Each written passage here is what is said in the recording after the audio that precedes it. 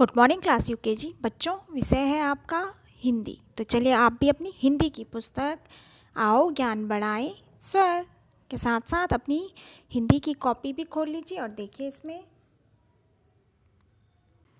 हमने आपको अभी अ से ण तक वर्णमाला लिखने को दी, जिसे आपने अपनी कॉपी में लिखा होगा। और देखिए बच्चों, आप अपनी पुस्तक में पेज नंबर 6 में, तो यहाँ पर है, ये देखिए नीचे लिखा है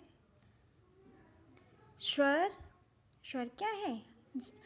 अक्षर, जो अक्षर हैं जिनकी मात्राएं भी लगाई जाती हैं, जैसे आ की मात्रा, ई की मात्रा, बड़ी ई की मात्रा।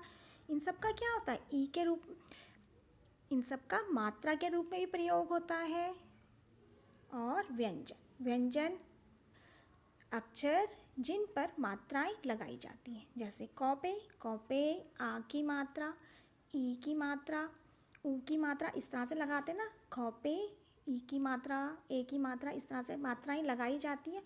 तो मात्राएं व्यंजन में लगाई जाती हैं और जो स्वर होते हैं, स्वरों का प्रयोग मात्राओं के रूप में होता है। और जो अ अक्षर है, वो जो व्यंजन है सभी में अ को मिलकर ही बने होते हैं। तो देखिए बच्चों, अब आप नेक्स्ट पेज में, यहाँ पे आपका मात्राओं का ज्ञान। स्वर जब व्यंजन में जोड़ दिए जाते हैं तो वे मात्रा कहलाते हैं। स्वर जब व्यंजन में जोड़ दिए जाते हैं तो वो मात्रा कहलाते हैं।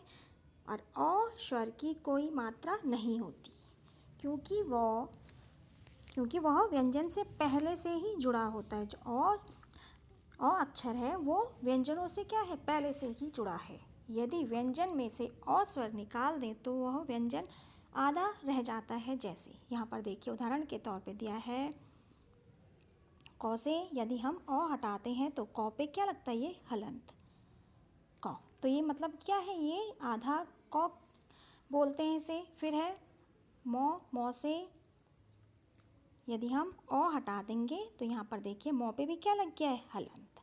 छोटी सी मात्रा लगी हुई, तो ये हलंत है, तो उसे आधा अक्षर माना जाता है। और यदि क और अ को जोड़ दें तो फिर पूरा क हो जाता है। जैसे यदि ये देखिए आप, क जिसके नीचे हलंत है, फिर उसी में हम जोड़ देते हैं अ, क प्लस अ बराबर बन गया आपका क। तो ये आपका पूरा अक्षर क।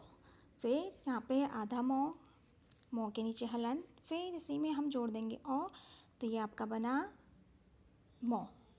तो यहाँ पे इन छोटी छोटी मात्राओं के आधार पर इसे आधा या अधूरा माना जाता है। यहाँ पे जैसे हलंत लग जाए तो अक्षर को अधूरा माना जाता है ना, आधा माना जाता है। फिर देखिए आप यहाँ पे स्वरों की मात्राएं लिखकर उनका अभ्यास करें।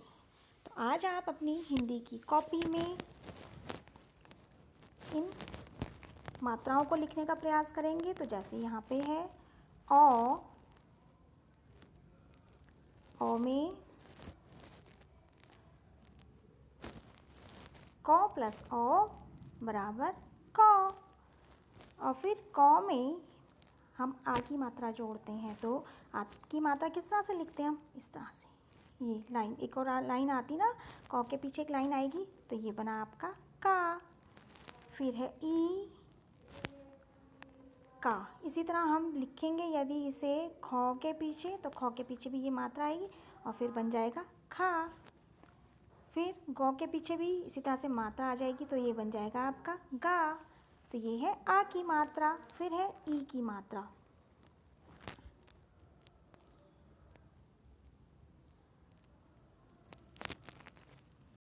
फिर आपका ई की मात्रा, तो क पे ई की मात्रा, तो छोटी ई की मात्रा अक्षर के लेफ्ट साइड से, उल्टी साइड से आती है। तो ये देखो इस तरह से ये बन गया आपका की। फिर है बड़ी ई, क प्लस बड़ी ई की मात्रा, तो ये बड़ी ई की मात्रा है, ये है की। फिर ऊ, क प्लस ऊ, तो ये आपकी कू की मात्रा। फिर बड़ा ऊ, क प्लस बड़ा ऊ, तो ये बना कू। फिर री की मात्रा क, और क पे री की मात्रा क्री।